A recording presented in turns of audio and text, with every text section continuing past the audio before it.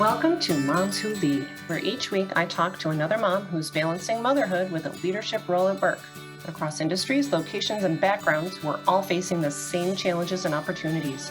We talk about them here to help you balance your most important job with your career. So many of us have stories to share and advice to give. Be sure to click subscribe so you don't miss a single episode. And be sure to connect with me, Diana Mitchell, on LinkedIn. Now, on to the show. Hey, I'm super excited to have Leslie Vickrey here. She's the CEO and founder of ClearEdge Marketing. And actually, just full disclosure from the front, I actually worked for Leslie for 5 years, so I can attest to some of the things we're going to discuss today, but I want to just hand it off to her. Can you give us a little introduction, Leslie, and let us know about yourself and about ClearEdge? Sure. Thanks, Diana. It's so nice to connect with you, and congratulations on the podcast. You know, the topic is really near and dear to my heart, being a working mom. So with that, I'm Leslie Vickrey, CEO and founder of ClearEdge Marketing. I am based out of Chicago, although I will tell you my heart is always in Colorado. We have a home out in Colorado and love everything about being outdoors. So as we talk about today with different things around being a working mom, you know, Diana, working out and being healthy are really important to me, and finding that time. So when we talk about work-life balance, I'll talk a little bit more about my passion for the outdoors in Colorado and so forth. But with that, I have been an entrepreneur for 15 years. I started out more behind the scenes in marketing and really helped CEOs look good. I love doing internal communications, employee relations, and PR, and helping with speaking opportunities and different things. I fell in love with talent and technology and have been in those industries pretty much my entire career. So yeah, that's a little bit about me. Yes, and a happy anniversary to ClearEdge Marketing. I just saw on LinkedIn you're celebrating your 15th anniversary. Time flies, doesn't it? Yeah, it certainly does. It's funny to think back to day one and coming out of the corporate side. A lot has changed. Obviously, starting a company. We'll talk a little bit about Ara later. I didn't mention that in the introduction, but co-founded a women in tech group as well that we've had for almost 8 years now, and 6,000 people who are part of that program. So yeah, a lot has changed in 15 years and evolved a lot of exciting things. Yeah, and actually, let's talk about that, because when you started ClearEdge 15 years ago as a fully remote agency, that was like game changing and earth shattering. And what was your thought process behind that? What made you want to go in that kind of novel area? Sure. So you're absolutely right. First of all, I came from a corporation, and I think a lot of people have experienced this back in the day, where people would really monitor who's the first one in and how late are people staying, and a lot of micromanaging and kind of strict policies around being in the office. And for me, when I started ClearEdge, I saw that there was an opportunity and a need for the services we were offering, which were outsourced marketing services to growing companies who were looking to invest in marketing. But two, when I started, I was living in Chicago, and the company, I didn't have funders and investors.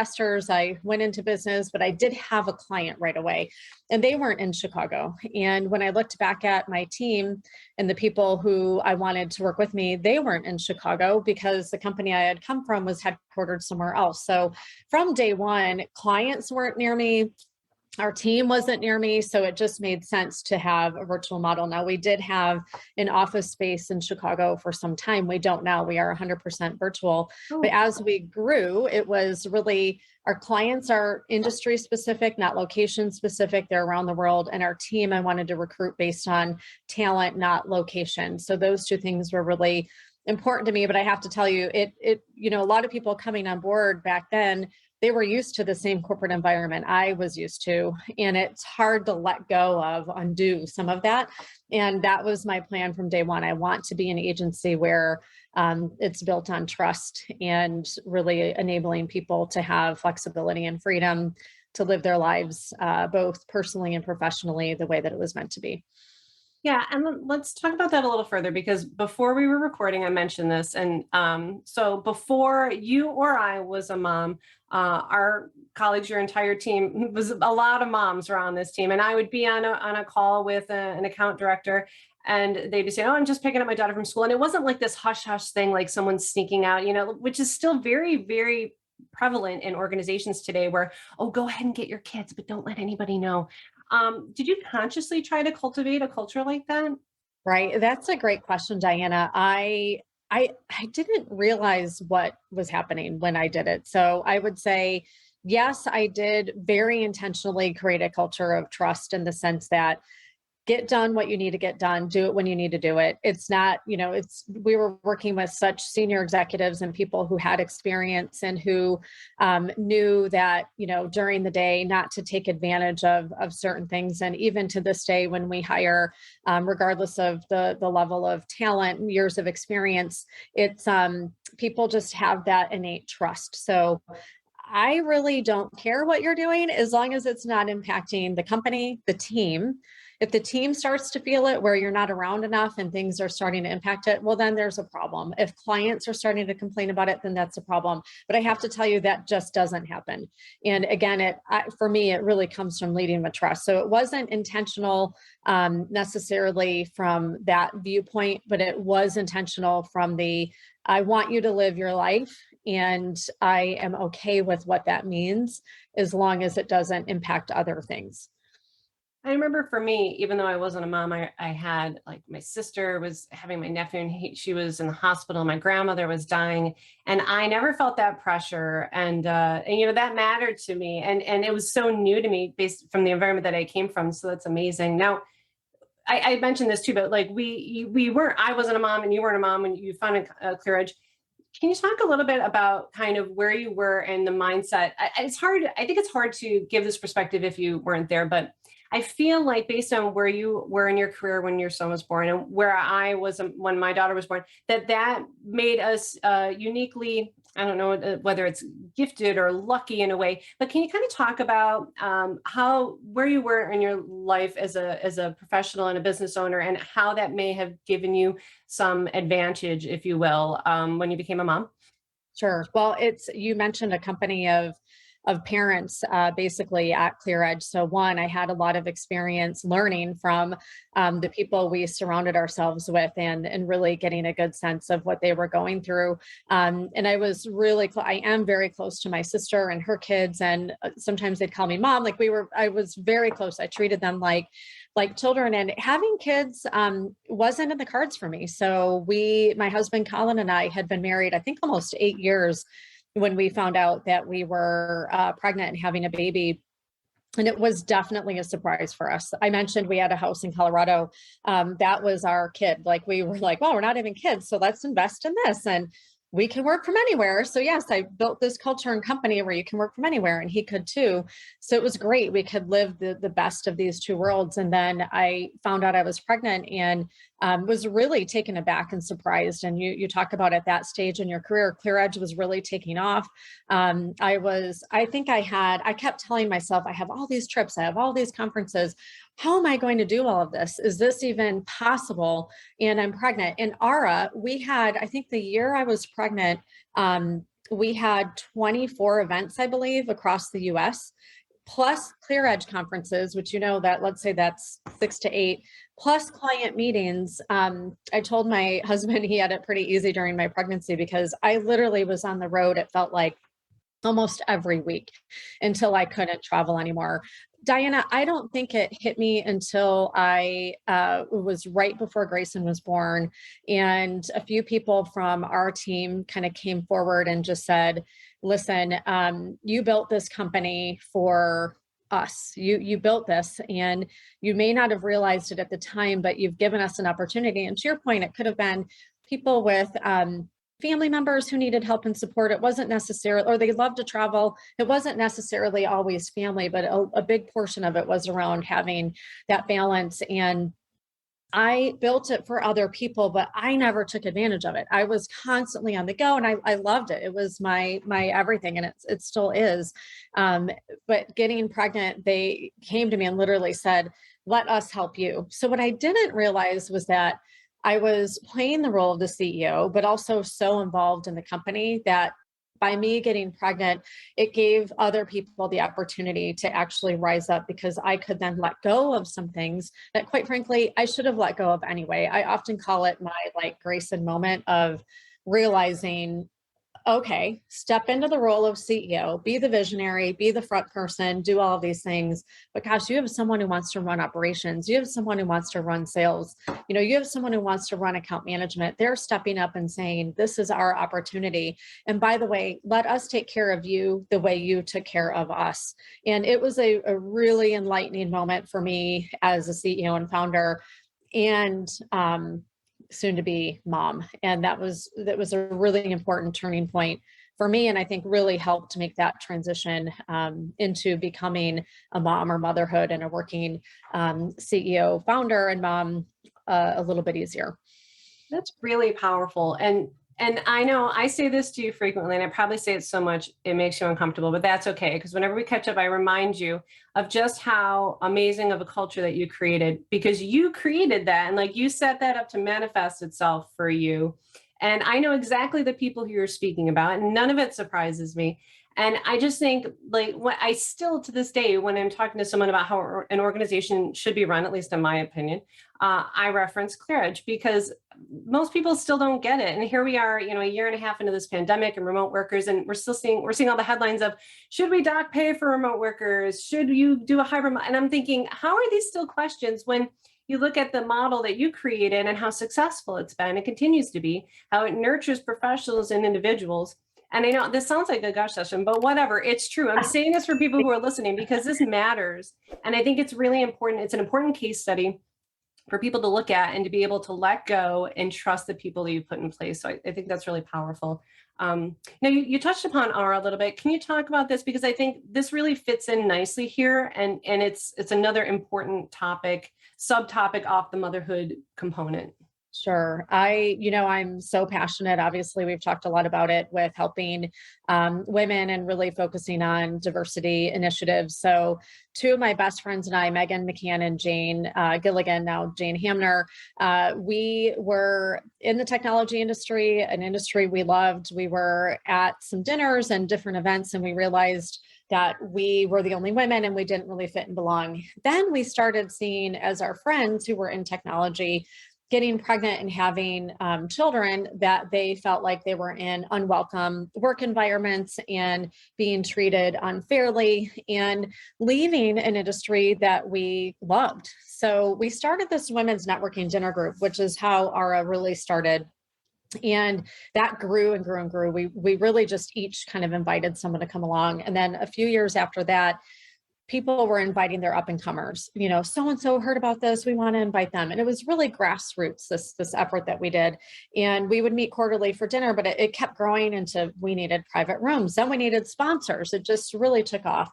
And with ARA, we thought, gosh, we've been blessed. I know I have, with a lot of really great mentors, men and women alike, very, very, very fortunate, but a lot of people haven't. So we thought about, all of these people are going through these experiences and they feel like they're alone. I had a company of moms. So I knew when I had Grayson, I had a whole network built in that I could turn to and I had already learned from. But a lot of people don't have that same experience or opportunity. So whether it be motherhood, taking care of parents, confidence, building their network, they let go of their networks a lot. Women do when they start to have families, upward mobility, things that change. It just does. And I'm not just saying this, you can read any article that talks to it. When you start a family young or mid-career, it impacts your trajectory depending on the company, but for the most part, it does. And looking at that, we thought we need to start an organization where men and women alike, can come together and really be there to support one another and ensure that an industry that every company needs technology and it needs diversity. How could we make a difference and an impact? So that's how it got started. The interesting kind of aha moment for me, Diana, was I did start, this organization with my friends. And as soon as I got pregnant, someone had come to me and said, okay, now you're relatable. And I was like, what do you mean? I feel like I'm a relatable person. And they said, well, I love you as a mentor. I can come to you with anything and talk to you about things, but you can't 100% relate to all the things that I'm going through. And they actually said, in ICU, you travel all the time. You do all of these things. You work out whenever you want to work out. You have these independent freedoms that I don't necessarily have. And now you're going to go through it yourself. and be able to relate more to what a lot of us are, going through. And again, it's not to say you have to be a mom to relate to other moms, but it is where you can kind of see firsthand, oh, I get that. I should have spoken up, or I should have talked to my husband. I should have tried not to control more so I could get in my workouts, or whatever that is to do. I've learned so much through the group. We have about 6,000 people. It is national now. One silver lining of COVID was going virtual. We were able to go national, and we have expanded our topics to focus a lot on all things DE&I, of course, with an emphasis on supporting women in tech. Amazing. Wonderful. And, I witnessed some of this firsthand too. And it was really cool to see from the ground up. I think I probably wrote the first website copy for ARA. And so to see how it's grown is really amazing. And the need was there then. And now it's like you started at the perfect time, because the need is being met and there is somewhere for people to go. And I think that, to the point that you mentioned on someone saying, now you're relatable, they already looked at you positively, but there's also in some workplaces a really weird chasm between younger non-moms and moms. And I saw a LinkedIn post a few weeks ago, and I won't say who posted it in case she doesn't want it referenced, but she said something like, if I could talk to my 25-year-old self, I would ask her to give a little more grace to the moms in the office. And a lot of people were like, amen, and that's great advice. And I felt the same way. And then some were like, well, maybe moms need to step. And it was these young women who don't understand. And a lot of the back and forth on it was reflective, not of the individual or the mom, but of the culture of the company and how misdirection. And so I think that having these conversations is so important, because women at every stage of their career, in tech and otherwise, are sometimes in these cultures that just aren't supportive of who they are, and inadvertently, I'm sure, even pits people against one another who are at different stages in life. And that's a terrible shame. And boy, when that came, I didn't expect that at all. When I kept getting the little notifications, I'm like, where is this coming from? But then I realized, even myself, I'd get mad if someone was taking vacation or going somewhere, not mad, but irked, like, oh, must be nice. But it really isn't, because now here I am and I get it. And I think that we could all give each other a little extra grace. Yes. And so I think that any conversation that we can have openly and honestly between women is going to help forward that and help people understand others' narratives and just kind of live in their shoes a little bit. It goes back to inclusivity too. Like you have to include everyone in the conversations. And we have plenty of people on our team who are not, they don't have families. And, I definitely think about that too, to make sure, what messages are we sending? What are we doing? How can we make sure everyone feels included? That's really important. Yeah. And, I was thinking a little bit before this call too about myself, and I was telling you how I'm preparing to step back from my role and do more consulting because so I can be there for my daughter. And I thought back, I won't say her last name in case she doesn't want me to Jess, how she stepped back so that she could be more hands-on with her son. Actually, a very similar situation now that I think about it. And Yes. And pursue that passion and just take that space. And now here she is, and she's back to being a critical part of ClearEdge, and how that gives me confidence to know, well, I know that my skills aren't going anywhere. I'm keeping the flame going, and that I'm not worried about what's going to happen. It's because I've seen people come before me in similar situations. And that's so important. See it. Yeah. I love the saying, if you can see it, you can be it. And yes, she is our she runs all operations for our company. And, we were interviewing an outside COO to come in, and she came to me and said, I want the role.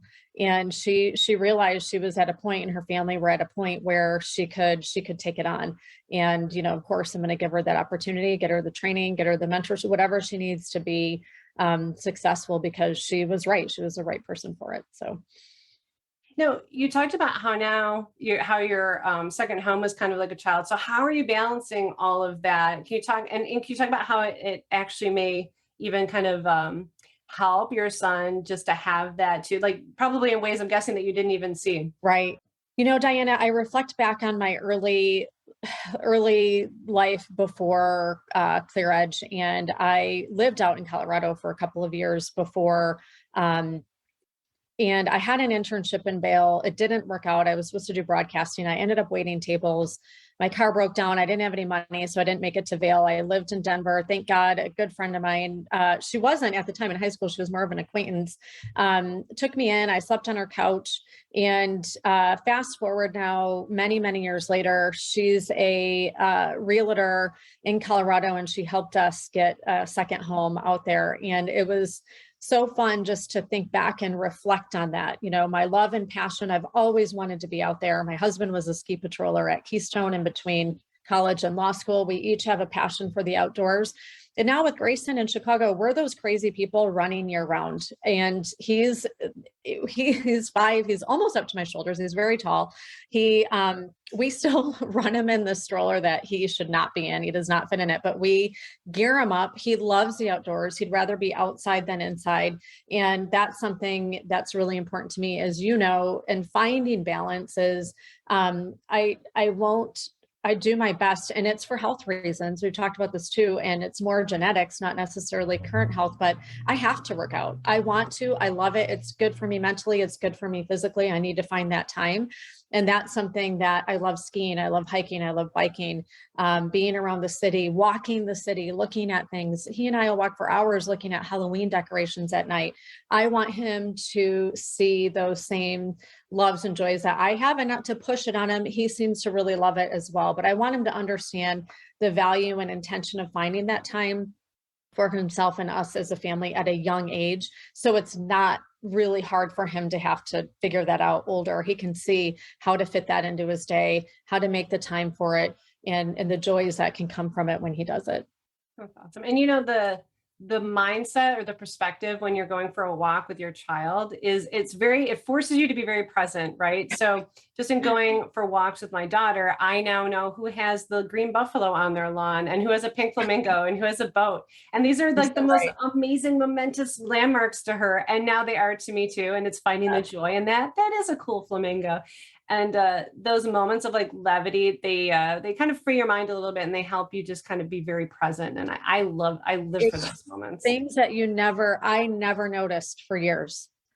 Running in our neighborhood every day. Now I'm like, you're right. There is a little pink pig in that neighborhood or in that yard, or there is this.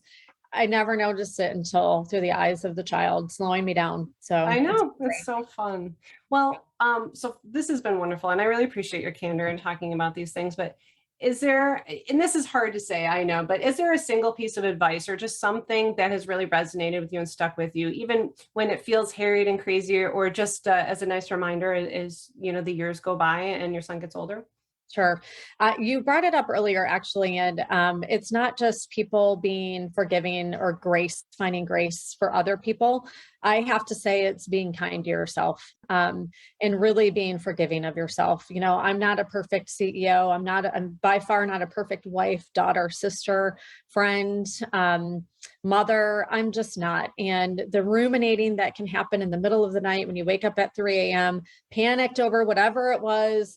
You know, did he get this? Did he get that? Or did I do this? Or what happened? It can just be crippling if you let it. Be kind to yourself. That's probably it. And then I just have to mention Joyce Russell, I had on our podcast. She's now the CEO of Adecco's Foundation, and she mentioned this 10-10-10 philosophy, and it came from Susie Welch, but I've heard Joyce talk about it many, many times. And it's really to make some key decisions, and you think of it in increments of 10. You know, how will this decision impact you in 10 minutes? How will it impact you in 10 months? And how will it impact you in 10 years? And I really use that to heart when I think about key things that, oh, I'm going to miss this of Grayson's, or whatever it could be for my mom, it could be for the company. And it's just been a really great tool for myself to use when making decisions. And it's helped me then to really be forgiving of any decisions I make, because I've really taken the time to slow down and think about it in those really simple terms. I love that. And you mentioned your podcast. Can you, do you want to give a quick plug for that? I should have mentioned that before. Sure. No, that's fine. The Edge podcast. So we are featuring executive women in recruitment. We've been around for a few years. I think over 80 podcasts at this point. And really, we talked about this earlier. If you can see it, you can be it. We have featured so many wonderful women in our industry. And my intention is really to show that you can everyone makes decisions. Like the decisions I've made may not be right for you. The ones you make may not be right for me. But as you hear stories and you learn from different people, you can pick up different things that may make a difference for you, whether it be in your personal life or your professional life. And I really love sharing their stories and myself learning from it, but then also those around us, so they can see it, they can learn it, and then see that's something that I can be. That's great. And now I want to make sure that we mention it's Ara Mentors, ARAmentors.com, right? Is that the URL? That is correct. Yep. And ClearEdgeMarketing.com if you want to work with an amazing group of talented professionals. Thank you. Thank you. Is there any other way that people should reach out to you if they want to learn more? LinkedIn's probably the best way. Yeah. Leslie Vickrey, and it's Vickrey. Awesome. Well, thank you so much, Leslie. This is great. I really appreciate your time and just sharing so much of your history and what you've learned. And I think it's going to be really beneficial to folks listening today. So thank you. It was so much fun to have a conversation with you, Diana. Thanks for having me. All right. Take care. Thanks for sitting in with us this week. My hope is that you feel supported, understood, and heard. I appreciate that you took the time to be here. Let me send a quick shout out to our subscribers who join me here every week. I am so honored.